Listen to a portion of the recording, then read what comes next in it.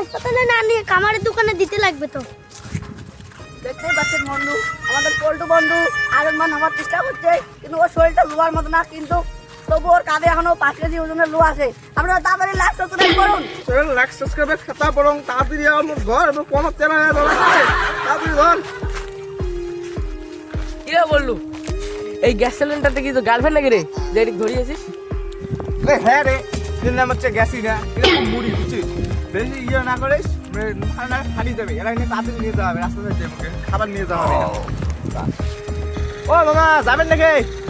ওই মোরের গ্যাসের জল পর্যন্ত মোর একটা আত্মীয় অসুস্থ হয়েছে, কারেন্ট না সব করেছে শরীরে। যাবেন নাকি? অসুস্থ নাকি? নড়াচড়া করে না, অক্সিজেন লাগবে নাকি? না মামা, মানে ইনি হলেন মিস্টার সিলিন্ডার খান। ইনি পুরো গভীর মনের মানুষ, ইনি মানুষের সাথে কথা বলেন না। আচ্ছা উঠান, কিন্তু ভাড়া তো ডাবল লাগবে। কারণ কি উনি যেমন দেখতে, উনি বোধহয় 5 মণ মাংস খেয়ে যাচ্ছে।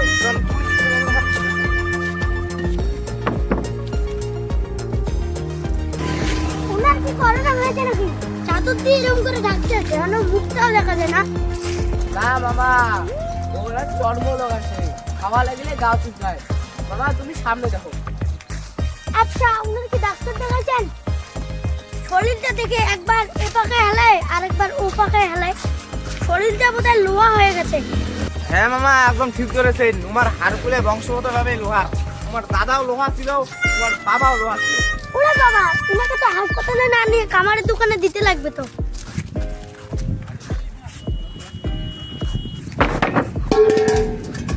ওরে বাবা, আপনার আত্মীয় বললো না লোহা বললো, টুপি খুলে দেখি লোহা রয়েছে।